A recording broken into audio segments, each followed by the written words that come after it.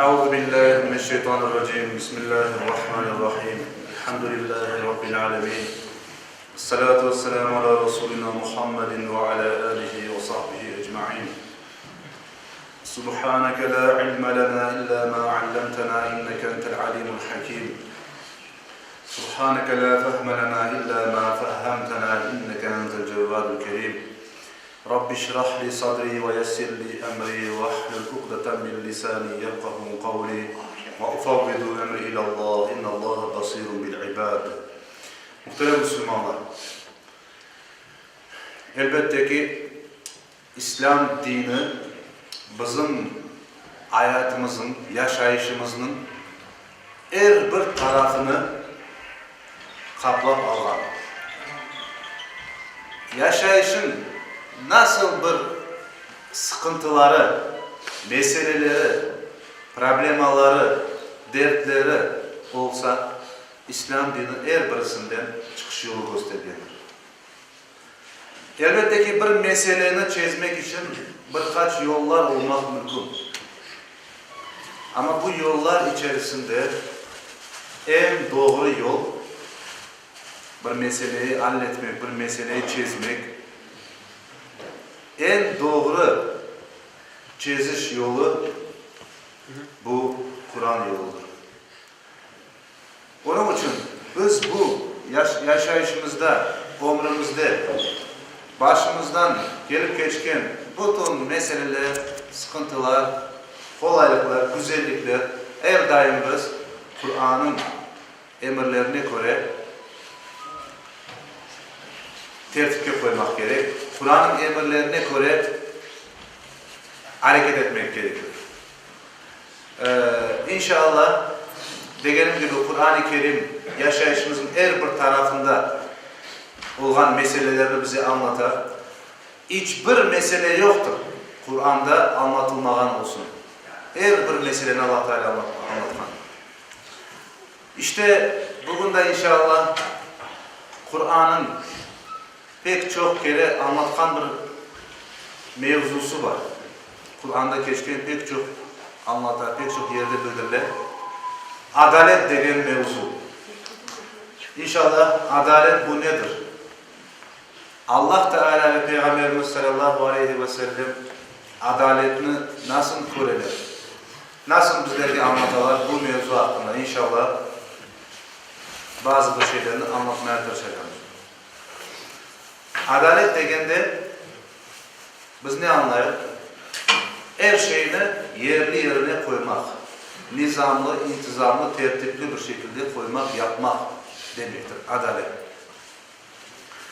Adalet mevzusu hürmetli cemaat pek keng manalıdır. Adalet bu tek yapkan işlerde adalet değildir.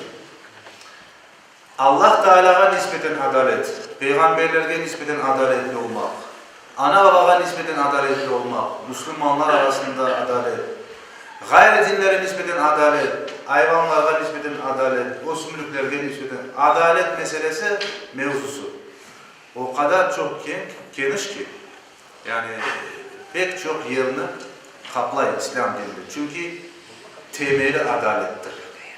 Bu dinin, Allah'ın yollayan dininin temeli adalettir. Cennet ve cehennem Allah'ın adaletli olganını gösterir.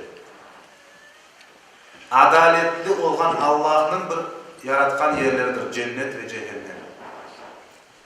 Tek cehennem olsa adaletsizlik olur. Tek cennet olsa gene adaletsizlik olur. Onun için cennetin ve cehennemin olganı Allah'ın adaletini göstergen en büyük işaretlerdendir. Hürmetli Müslümanlar, Kur'an-ı Kerim'de Allah Teala böyle buyuruyor. Siz bu ayetini her cuma hutbeden son imam sonunda okuyor bu ayeti.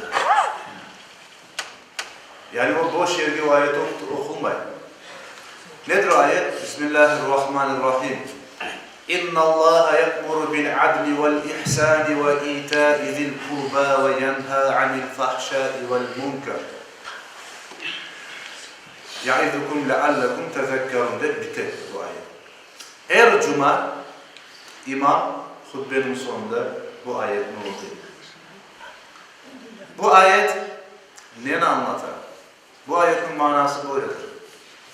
İnna Allaha ya'muru bil adli. Allah Teala adaletli olmasını emretir. Bakın, birinci adaletli. Allah Teala adaletli olunuz diye paytar. Vel ihsani. İyilik yapınız diye emretir. İyilik. Bütün herkese aytmayın, tek anaga babaga söz. Herkese iyilik yapın. Ve ita'i zil kurba. Soysop akrabaga da bakmakını emretir. Soysop akrabanı bırakmamakını emretir. Onların bağlarını sağlam tutmakını emretir. Ve yenha anil fahşai vel munker. Allah Teala da bazı şeylerini de yasak etti. Ne? Yaman şeylerini, çirkin şeylerini, dinge kerişmeyen şeylerini yasak etti. Ya'idukum, Allah Teala sizlere öğüt verir, nasihat verir. Leallekum tezekkerun. Belki düşünürsünüz diye. İşte bu ayette biz görüyoruz ki burada bu ayette vel baghi degen yer var. Baghi. Allah'ın koygan sınırlarını geçmemek. Ve yanha anil fahşai vel munkeri vel baghi. Yani Allah Teala çirkin şeylerini, yamanlıkını, bunlar çirkin ve yamanlık şeyler degende dinimizge göre haram olan şeyler demektir aslında. Bunları yasaklay ve Allah'ın koyulan sınırını geçmekini de yasak eder. Ya'idukum, sizlerge Allah Teala nasihat verir. Leallekum tezekkerun. Belki düşünüp öğüt alırsınız der. Allah Teala böyle nasihat eder. İşte bu ayet her cuma okular. Hutbenin sonunda İmam Efendi her vakit inna Allaha ya'muru bil adli de devam eder. Bu Ömer bin Abdülaziz degen bir halife var idi, Hazreti Ömer'in torunlarından. Onun vaktinden başlayıp okumaya başlandı bu. Her cuma hutbeden son bu ayet. İnsanlara bir hatırlatma. Ve insanlar onu her daim eşitken de akıllarında tutup ona göre hareket etmeye çalışırlar. Adaletli olmalı. Çünkü adalet olmasa bu dünyada yaşayış olmaz. Adaletli olmasa bir insan, o insandan bütün yamanlıklar beklemek mümkün. Hürmetli Müslümanlar, Allah-u Teala'nın adlarından bir tanesi de El-Adil. El-Adil. El-Adil demek adaletlidir demek. Allah Teala adaletli. Allah Teala kim neyini kazangan olsa onu verir. Hiçbir şey eksik vermiyor. Bu sebepten Allah Teala en adaletlidir. Yani insanlardan da, bütün varlıklardan da en çok adaletli. Allah Teala'nın terazisi, mizan, bizim amellerimizin ölçüleceği terazi en adaletli terazi. Tin suresinde Allah Teala buyuruyor ki Bismillahirrahmanirrahim. Eleysallahu bi ahkamil hakimin. Allah Teala bütün hakimlerinin yani sudyalarının da sudyası değil mi? Onlardan daha da doğru, daha da adaletli sudya değil mi? Hep Allah Teala böyle sual verir.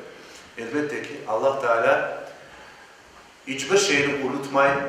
Allah Teala'dan hiçbir şey kaçmaz. Allah Teala kimseye zulüm etmez. Dünyadaki hakimler olsun, mahkemeler yani sudlar olsun işte prokurör olsun ya da advokat olsun. Onlar mesela insandır. Paraya aldanır, bir şey yapar, nefsine aldanır ve yanlış karar vermek ihtimal. Ama Allah Teala böyle değil. Allah Teala'dan bir şey kaçmaz. Kim ne kazandı, ne yaptı bu dünyada onu görecek. Aslında kimse düşünmesin. Benim babam ibadet yapar ya da benim oğlum ibadet yapar, ondan alırım, o bana yardımcı olur, böyle olur, böyle olur. Yok. Herkes ozu için. Allah Teala iki adamga bir baş vermedi, bir akıl vermedi. Herkese ayrı akıl verdi.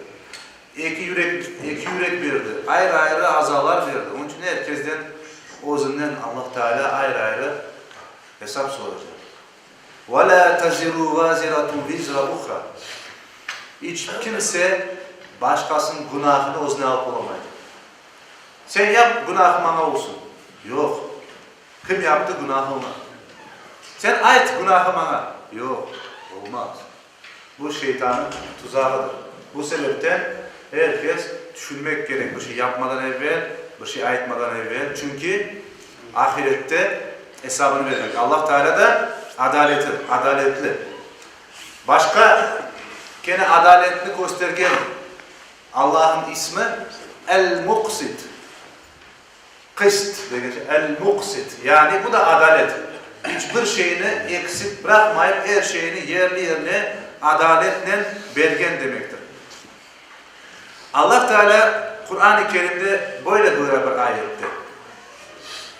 Bismillahirrahmanirrahim. İnna Allah la yazlimu miskala zerratin ve in taku haseneten yudâifha ve yu'ti min ledunhu ecran azîmâ. Şüphe yok ki, şüphesiz Allah Teala kim toz tanesi kadar yaxşılık yapsa onu verir. Yamanlık yapsa onu verir. Kimseye Allah Teala zulüm etmez. Kim toz tanesi kadar, buğday tanesi kadar yamanlık yapsa onun cezasını verir. Ama kim bir iyilik yapsa onu kat sevabını verir. Bakın, sevabını, mükafatını verişte Allah Teala kat verir. Ama insan bir yanlış yapsa, hata etse günahını ne olsa onu verir cezası. Kat ceza vermez onun için. Ne kazandı, ne kadar günah işledi onu verir. La yazlimu, yani Allah Teala kimseye zulüm etmez. Çünkü o adaletlidir.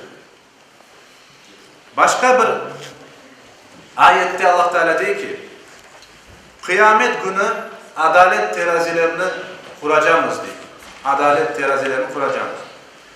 Ve hiçbir kimseye haksızlık yapılmayacak. Kimseye zulüm edilmeyecek. Yani yanlış ölçedin, yanlış tarttın, çok oldu, az oldu, böyle bir şey olmayacak. Allah Teala'nın terazileri en doğru terazi, mizan dediğimiz terazi. Onun için onda hata olmaz, yanlışlık olmaz. Kimse de o teraziyle oynak olmaz, değiştiremez onu. Onun için adalet terazimizi koyacağız diye Allah Teala. Kimseye haksızlık, zulüm edilmeyecek. Yapılan bir iş, bir amel,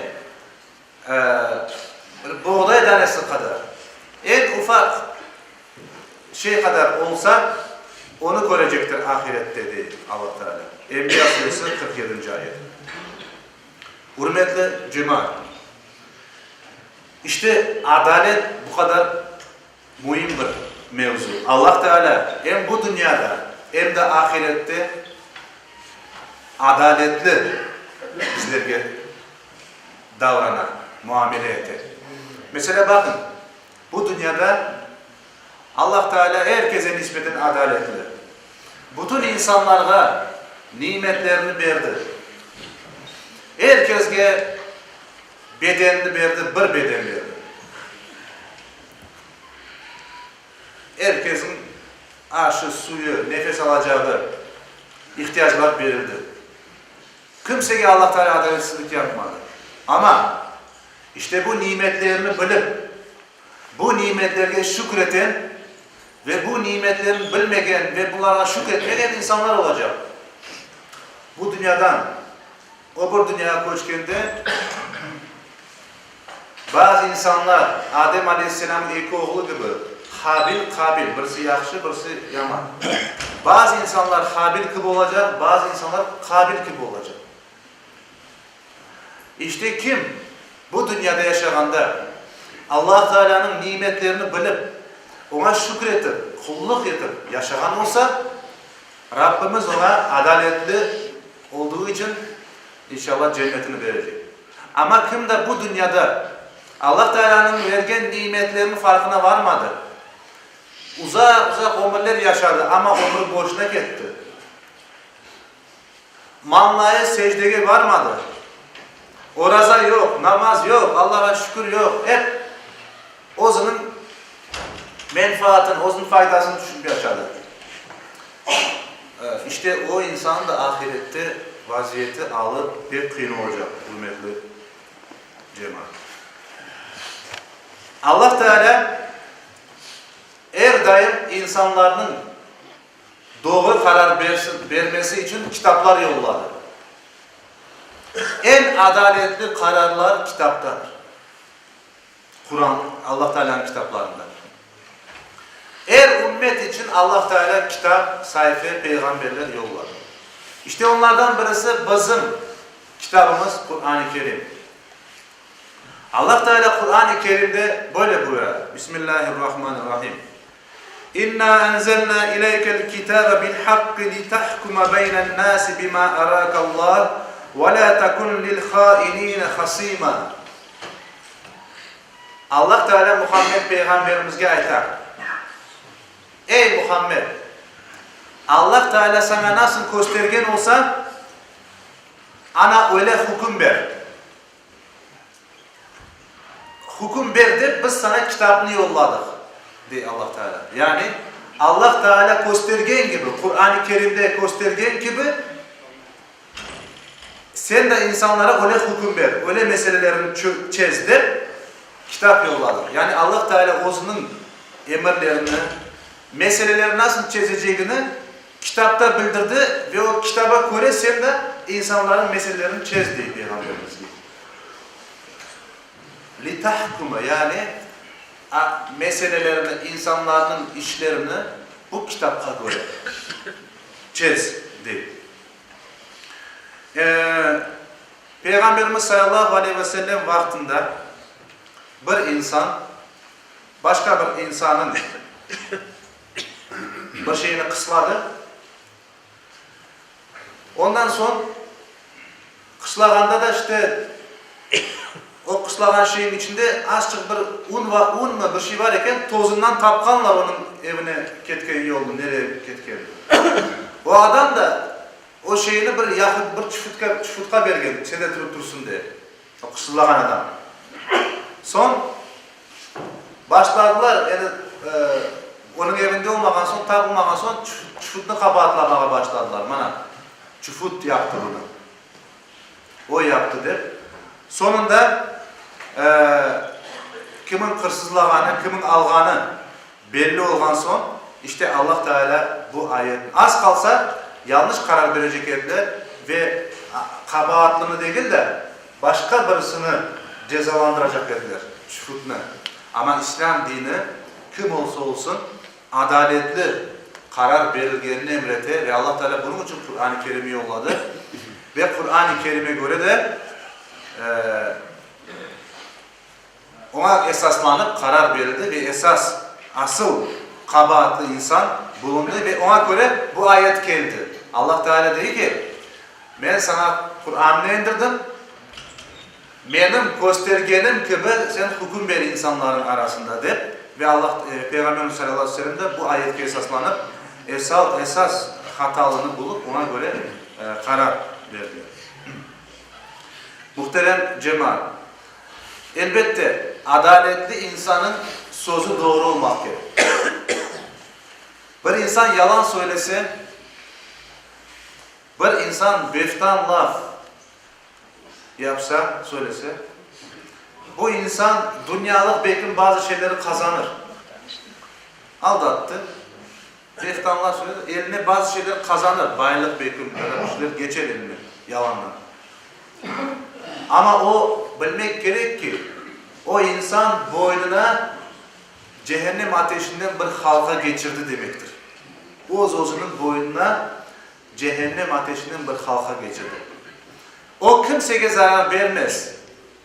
Evet, dünyada o zarar koyan adam azıcık kıynalır, ne yapar ama Allah Teala o zarar koyan adamın da günahını öyle siler. Ama kim hırsızladı, yalan etti Yani kim beftan laf aytdı bir insana turgan yerde. O insan en büyük günahlardan bir tanesini işledi. O insan o yalan aytkanda unuta. Ya Allah Teala beni işledi. Onu unuta. Onun bir insan yalan aytmadan evvel, beftan laf aytmadan evvel ne ayttık biz? Adaletli insan doğru laf eder. Çünkü o her daim bile İnnallâhe lebil mirsad. Allah Teala daima bakıp durar, gözetlep durar. Sen ne yapacaksın? Nasıl ne aytacaksın? Ama imanı zayıf ya da Allah'ı yaxşı tanımagan ya da Allah imanı bekinde içi yok olan insanlar, onlar yalan da söyler, aldatır, beftan laf da söyler. Çünkü o unuta bilmeyi Allah Teala yaşayıp görgenini şey yapar. Bu sebepten adaletli insan daima doğru sözlü olmak gerek. Allah'ın sözü yani Kur'an-ı Kerim doğruluk ve adaletini tekmille gösterdi. Yani doğruluk ve adalet nasıl olmak gerek? Mesela Allah Teala ayet: وَقُولُوا قَوْلًا سَد۪يدًا yani doğru laf aytın diye buyuruyor. Doğruluktan hiçbir vakit ayrılman. Peygamberimiz sallallahu aleyhi ve sellem her vakit adaletli olgan. Tek Müslümanlar değil, gayri dinler bile gelip Peygamberimizden karar alganlar. Bu mesele nasıl olacak, bu mesele nasıl olacak? Bir keresinde çufutlar iki çufut kavmi, iki çufut toplumu, birisi fukarece bir kavim, birisi zengince, bayca. İşte onlar çufut kanunlarına göre, Tevrat'a göre yaşayarken son abi fukarece birisi bir hırsızlık yapsa ya da bir zina işlese onun aman cezasını Tevrat'a göre belirlerken ya eli kesile ya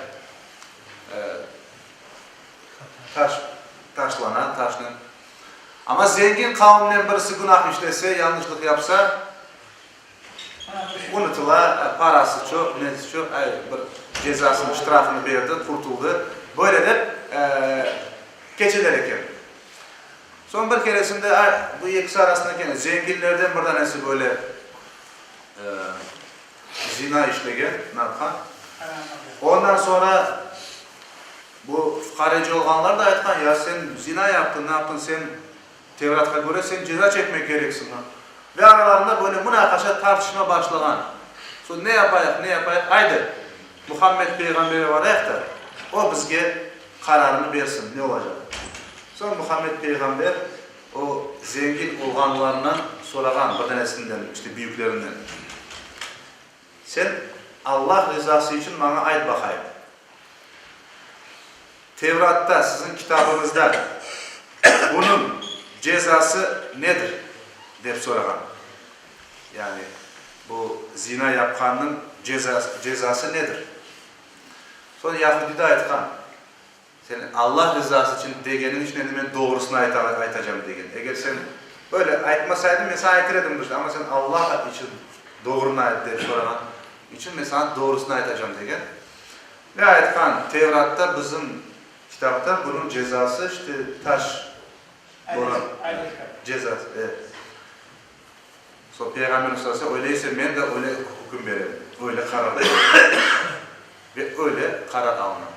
İşte görgeniniz gibi Yahudiler bile, gayri dinler bile bazı meselelerde gelip Peygamberimiz sallallahu aleyhi ve sellem'e danışaylar, soraylar. Niçin? Çünkü o doğru sözlü. Çünkü o adaletli. Yalan aytmaz, yanlış aytmaz. Peygamberler niçin geldi? Adaletini, dünyada adaletini teminlemek için geldi. Dünyada adaletsizlik vardı. Zenginler fukarelerini, güçlüler zayıflarını ezeydi, öldüreydiler, yok eteydiler. Adaletsizlik vardı. Fukare olganda cezası aman veriliydi bir günah işlese, zengin olganda günah işlese cezası verilmeydi, para verip kurtuluydu ya da tanış bilişler. Her devirde olganı gibi. yapılaydı. Peygamberlerinin geliş maksadı dünyada adaletini teminlemek. Ya adalet, herkes adaletini seviyor. Adaletini sevmeyen adam yok. Mesela sorarsanız adaletli herkes seviyor.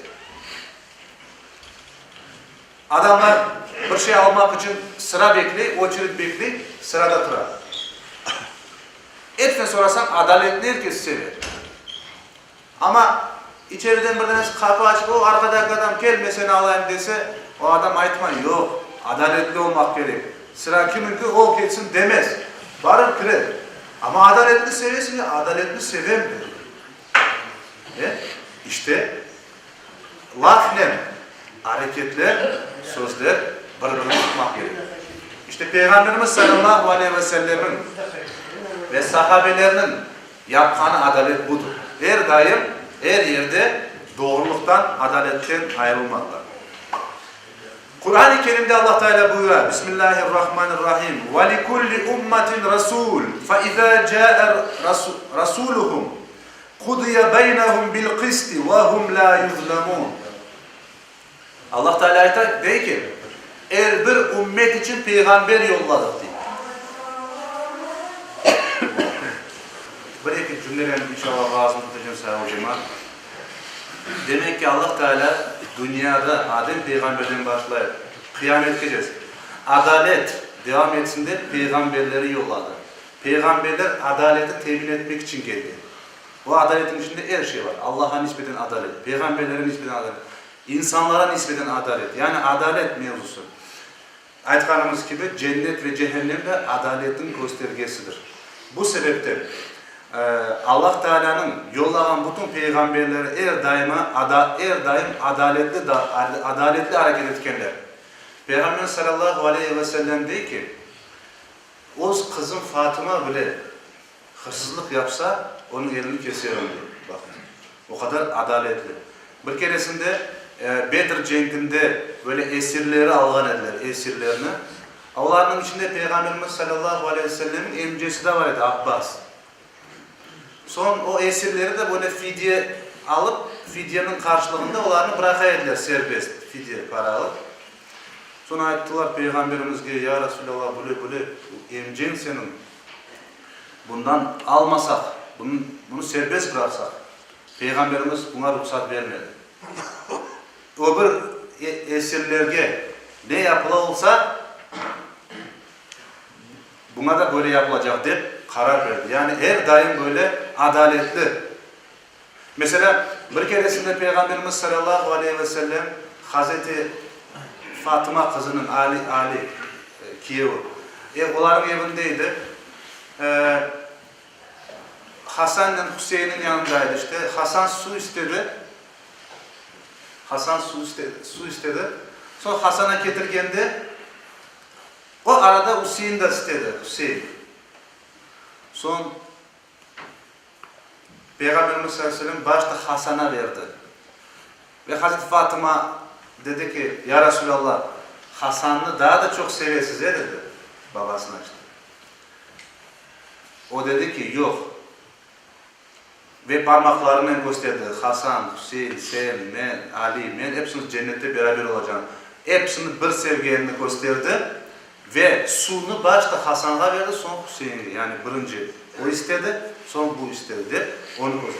Demek ki Peygamber sallallahu aleyhi ve sellem hayatının yaşayışının her bir yerinde bize örnek oldu. Adaletten ayrılmamamızını, Kur'an'ın emirlerini yaygınlaştırıp. Ama eğer biz şimdi cemiyetlerde olganı gibi cemiyetin içinde bizler bir işi alganda birisini tanış biliş, rüşvet, işte ziyatka ya da soy sop akraba ya da öz kardeşin, yani böyle insanlar, yani işlerge göre adam değil de adamga göre iş. Yani bir soy sopmada bir iş tapayım, o da çalışsın ama belki başka yerde daha da layık insanlar o işini yapıp olacak. Daha da elinden gele, daha kabiliyetli, daha istidatlı. Ama biz özümüzün, yakınımızın, soy sopumuzun onlara iş tapmanın nesinde olsak bu işte aslında adaletke gelişmiyor. Elbette eğer en yaxşı o yapay olsa o'zingga onu koyacaksın ama daha da yaxşı yapanı olsa onu koz önünde tutmak gerek. Her bir mevzuda adalet. Eğer bir insan Allah'ı unutmasın 24 saat Allah Teala onu gözetlep durar. 24 saat Allah da amel defterine yazıla işte. Bunu aklında tutsa insan adaletten hiçbir vakit ayrılmaz. Hem sözlerde hem hareketlerde hem işte daima adaletli hareket edilir. İşte İmam her cuma İnnallâhe ya'muru bil adlidir. Daima bizi hatırlatkanı da budur. Her cuma bize bakın Allah adaletli emreti. Adaletli emreti. Bütün her mevzuda adalet. Son olarak bu ayetinde okuyayım da bununla inşallah vaazımızı bitireyim. Allah Teala Nisa suresi 135. ayetinde ben Arapçasını okuyup oturmayacağım uzunca. Böyle buyurar. Öyle insanlar olunuz ki diye Allah Teala. Öyle bir insan, öyle bir Müslümanlar olunuz ki adaletini ayakta tutkan. Özünüz, ana babanız, soy soplarınıza karşı bile olsa, karşı şahitlik bile olsa adaletini ayakta tutunuz diye.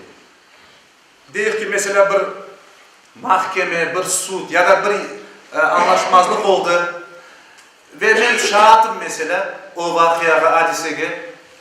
Ben o yerde adaletini ayakta tutmak gerekiyor. Soy, tanış, biliş ya da bana böyle yapkan edi, ben de ona yardım edeyim, yapsın değil. Adalet olmak gerek çünkü adalet olmayan yerde zulüm olur. Birisine yaxşılık yapıp başkasına zulüm etsem bunun Allah Teala ahirette cezasını verecek. Onun için Allah Teala ayet özünüze, soy soplarınıza, ana babalarınıza karşı bile olsa şahitlik yapkanda adaletli şahitlik yapınız değil. Zengin olsunlar, fukara olsunlar. Kim olsa olsun kimsenin tarafını tutmanız. Biliniz ki Allah onların hepsinden daha da yakın sizge. Yani Allah'ın tarafını tutunuz. Allah'ın tarafı nedir? Allah her şeyin doğru, adaletli olganını istiyor. Sakın hislerinizge, emotsiyalarga, hislerge, böyle içten kelgenlerge tabi olup da, boysunup da özüne daha yakınca olgan insan tarafını tutmanız değil. Eğer lafları aylandırıp, değiştirip değil, adaletsizlik yapsanız, biliniz ki Allah Teala yapkanlarınızdan haberdardır. Bu sebepten saygılı cemaat, Müslüman olsun, Müslüman olmasın, hangi dinden olsa olsun, insan olgan herkese nispeten bir Müslüman adaletli olmak gerek. Müslüman sözünden ve hareketlerinden kimseye zarar etmemek gerek, zulüm etmemek gerek. Allah Teala cümlemizi adaletli eylesin. Amin. Allah Teala cümlemizge bu dünyada adaletli olup, Allah Teala'nın da o dünyada adaletli davranması, adaletli olacaktır ve inşallah Müslümanlar için de cenneti vaat etkendir. Allah Teala cümlemizge bu dünyada Allah'a nispeten ve Allah'tan gelen bütün emirlerine nispeten adaletli davranıp cennete girecek kullardan eylesin. Amin ya Rabbi. Billahi Teala el-Fatiha.